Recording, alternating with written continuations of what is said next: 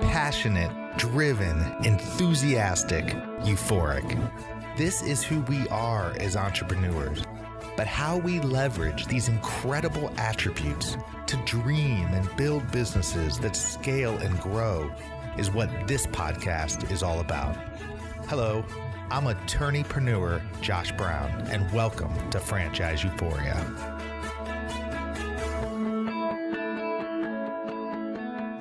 Hello, everybody, and welcome back to another episode of Franchise Euphoria, the podcast where we are focused on providing strategy, education, and consulting to the incredible and growing franchise community. Welcome, everyone. Josh Brown here. Hope everyone is doing fan-freaking-tastic. When you buy a franchise, federal law mandates that the franchisor provide you with a franchise disclosure document, often called an FDD. This long, confusing, boring, yet highly important legal document tells you a lot about the franchise system you are considering buying. Item number 2 of the FDD provides a buyer with background information on the business experience of the key personnel involved with the franchise. This is important. In any type of business, leadership is everything. And as a prospective franchisee, it is critical that you know who the leaders are and where they've been. You're essentially going to invest in the processes, systems, and track record created by the franchise executives and directors. If they're not successful, you won't be successful either. And their past can say a lot about their potential. When reviewing item number 2, be careful to note how many of the executives are new to the franchise or new to franchising altogether. If you're looking at a board full of rookies, then you may not be buying the type of leadership that can guide you to success. They've still got a learning curve, and you don't want to get caught in the middle of it. In addition, if any of the executives have a history that includes other franchises, look into those. There's a reason they left those other franchise businesses. Be sure it isn't because their past franchises headed south, went bankrupt, closed for business, or had other legal trouble. As you review the board and executives, also take into consideration the model of the franchise and how much franchisor involvement there will be. If the franchise system is simple, then it may not require a big executive staff. So don't expect more than what's reasonable. But on the flip side of that coin, if the franchise concept is more complicated, or if the units are numerous and widespread, then the franchise should have sufficient staff to handle it all. In other words, make sure that the number of hands in the kitchen coincides with the size and complexity of the franchise model. Don't be like most people and skim over this section in a haste to get to the quote-unquote really important sections on fees, territories, litigation, etc. These sections are important, no doubt, but so too is the background and experiences of the people who have built and continue to manage the franchise that you may invest your life savings in. The sad truth is that many are just that, a one-man show.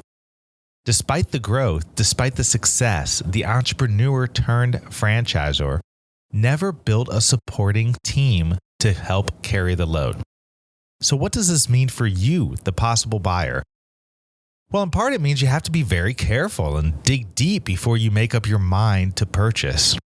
I wish I could say that by the time all businesses become franchises, they have gone through the growing pains and have figured out the holy grail of business for their sector. In most cases, though, this is simply not the case. Marketing systems change and evolve. Operations and efficiencies change with time. And management is usually in flux. You should never be sold before you understand what you are buying. To understand what you are buying, you must dive deep into the business. Item number 2 will provide you with background on the key players, but it won't tell you how things are really run or who is really running them. It is incredibly important that you have a crystal clear understanding of your franchisor's management structure before you buy. 5 questions to ask the franchisor to help get clear on this. Who is in charge of marketing, operations, and business development? Number 2, when I have a question as a franchisee owner operator, who do I ask it to? Number 3, who is in charge of quality control for the franchise system? Number 4, who oversees the internet, social media, and digital aspects of the franchise? And number 5, who do I turn to when I need help fast? The answers to these 5 questions will tell you a good deal about the system you are buying. For instance, if quote unquote, if Larry is the answer to 1, 3, 4, and 5, then you know that resources are somewhat limited and Larry is probably being stretched thin, juggling a lot of balls at one time.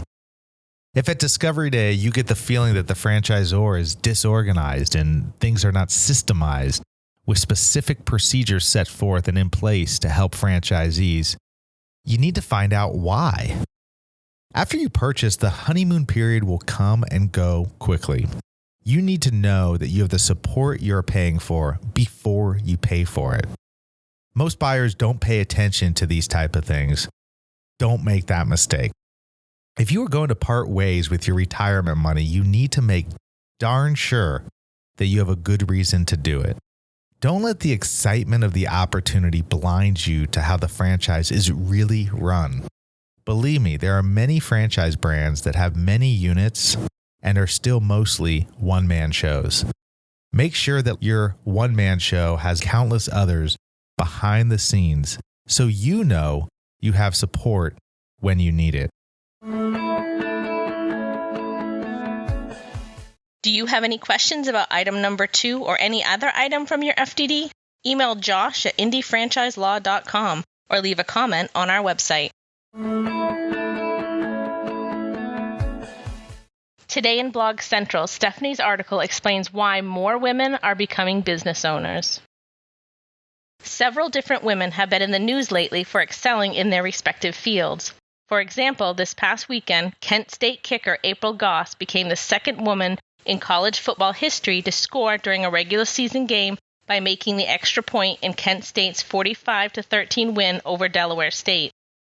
Another example of this is that of the $1 Million Band of the University of Alabama, which for the first time in its 103-year history will be led by 4 female drum majors. One final example of note is a history that was made last month by the 2 women who became the first women to graduate from the U.S. Army Rangers School. All of these examples illustrate instances where women have succeeded in typically male-dominated industries and/or leadership roles and have paved the way for countless other women to pursue their dreams, no matter the odds. The success of women in their respective fields is not exclusive to the examples and industries listed above, and for several women, their motivation and desire to achieve their goals has led them to careers as business and franchise owners. According to the preliminary data released by the U.S. Census Bureau from the 2012 survey of business owners, 36% of all privately held businesses in the U.S. are owned by women, and women are starting businesses at a rate twice that of the national average. Although the final numbers will not be released until December of this year, the preliminary numbers indicate that more and more women are starting and owning their own businesses than ever before. What the numbers don't tell us are the reasons why more women are opting to become business owners. Starting a business comes with inherent risk, but for some women, the benefits of owning a business outweigh the challenges. Being able to make the decisions when it comes to the company's culture and mission, to determine the products or services the company provides, and to set their own work schedules can be an empowering motivation for women to start a business. When it comes to franchising, owning and operating a franchise can provide the flexibility many women crave in order to maintain an adequate work-life balance, while providing the support and guidance of an already established system. These aspects make franchising and entrepreneurship an attractive option for women who are looking to create their own job opportunities and are willing to put in the time and effort necessary to succeed. As always, Stephanie delivers another thought-provoking piece. Check out our other blog posts at indiefranchiselaw.com/blog. Up next, Josh discusses one of the most important decisions you will make for your business: location. Location, location, and location. I get asked about, well, what's a great location for this franchise, or where are the best franchises located? And location is such a vital part of having a successful franchise business. So I've really narrowed it down to the top 4 things you need to consider when picking a location. Well, to start off, the first thing that you really, really need to consider when you are selecting a location for your franchise is demographics. You have to understand the demographics of who your target market is, and then match that up with the demographics of the location in which you're looking to put your franchise. It's the who, what, when, where, and why of demographics. Who are the people who you're trying to attract to your space? What do they do? When would they be likely to come? Where are they located? And why are they coming to your business? So if you can figure out and have a crystal clear picture of the demographics of your ideal target market, and then match that up with the demographics of a location, that is going to be absolutely vital. A lot of times what I find is people make the mistake, or they short-side the process, where they just try to look for a busy intersection or a busy place. Well, you can have a place that gets 30,000 cars that comes by in a day, but if it's nobody who's going to stop in your store, who cares? It doesn't matter. So you have to match up the demographics of your target market, your target client, with the right location demographics. Number 2, you really need to think about your competitors. I mean, there's really no accident why everywhere you see a Walgreens, you see a CVS across the street. And it seems like nowadays they're just getting bigger and bigger and bigger. And, you see the latest Walgreens, it almost looks like a huge grocery store. And then you see a CVS that comes in across the street that's even bigger. And they're really strategically going across from each other in each and every market. I'm not saying it's necessary to always do that, but if you're close by to your competitors, I think there's a strategic advantage there, because it's easier to keep an eye on what they're doing. And let's face it, I mean, a big part of being successful in any business is understanding who your competitors are. It's like Mark Cuban likes to say, that you have to operate your business as if your competitors are trying to kick your ass 24 hours a day, 7 days a week, because they are. And so the best locations are often factored in, at least in part, on how close am I to my competitors. Number 3 is the lease terms. I mean, on a very practical level, you need to understand what kind of lease you're going to have to tie into depending on a location. And in part for that, part of the strategy on that front is making sure that you have good professional assistants to really help you through lease negotiations, because oftentimes you can negotiate quite a bit on a lease term. But you need to kind of weigh those options. You need to weigh how long you're tied into the lease, what the parameters are, what sort of the cost is, and how much of the maintenance fees and management expenses and all the other sorts of things that go into leases are going to be factored into your lease, and really take the time to figure out if that's going to be an advantageous thing for your franchise. And last but certainly not least is accessibility.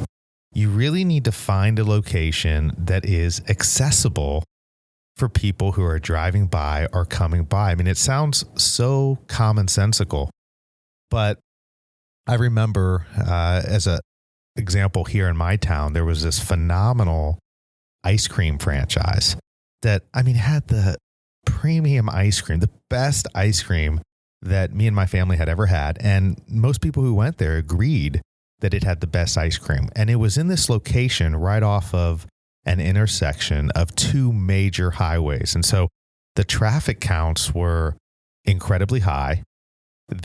all the other metrics were met. The problem was it was hard to physically get to the location, if that makes sense. You know, the way in which you had to navigate was it was kind of in an area where there were two sizable strip malls. And so you could visually see it very, very well from the highway, but actually getting back to the location was pretty difficult. And it was really kind of a pain in the butt. I mean, you had to go an exact certain way. You had to go through various parking lots to get there. And it was just kind of a mess.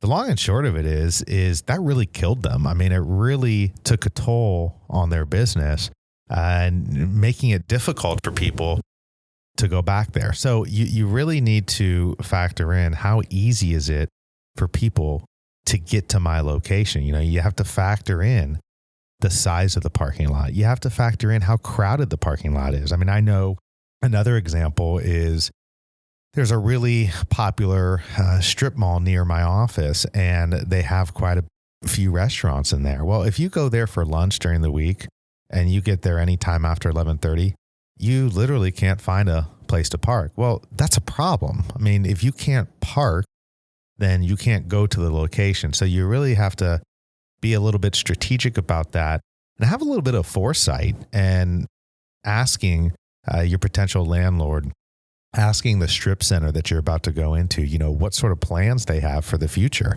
you know, what kind of other tenants they're looking for, because if they're looking to bring in other tenants are going to have high volumes of traffic.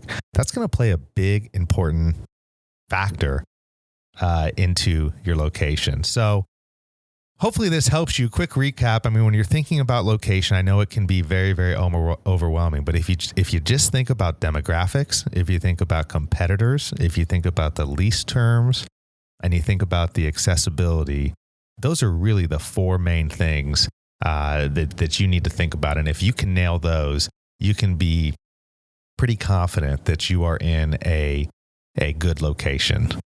Hopefully this was helpful for you today. If you are in the market for a franchise, I would highly encourage you to check out my free ebook, which is What to Know Before You Buy a Franchise. You can head over to my website at that's INDY franchiselaw.com and download it there for free. And let me know what you think. If you're enjoying this podcast, if you're enjoying the value that you're getting from this podcast, I'd also invite you to go to iTunes and provide me with a rating and review. It always helps for visibility on the podcast. So thank you so much for your support, and hope this episode was helpful to you.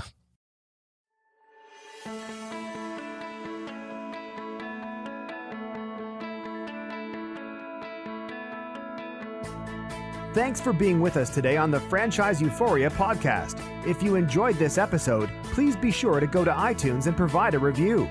Also, please remember that although Josh Brown is a licensed and practicing attorney, nothing contained in this podcast should be construed as legal advice, because it is not. The information contained in this podcast is general and educational in nature, and none of it should be relied upon as legal advice. That being said, if you have questions for Josh and would like to contact him, please email him at josh@franchiseeuphoria.com. Thank you so much for listening, and we hope you tune in to our next weekly episode.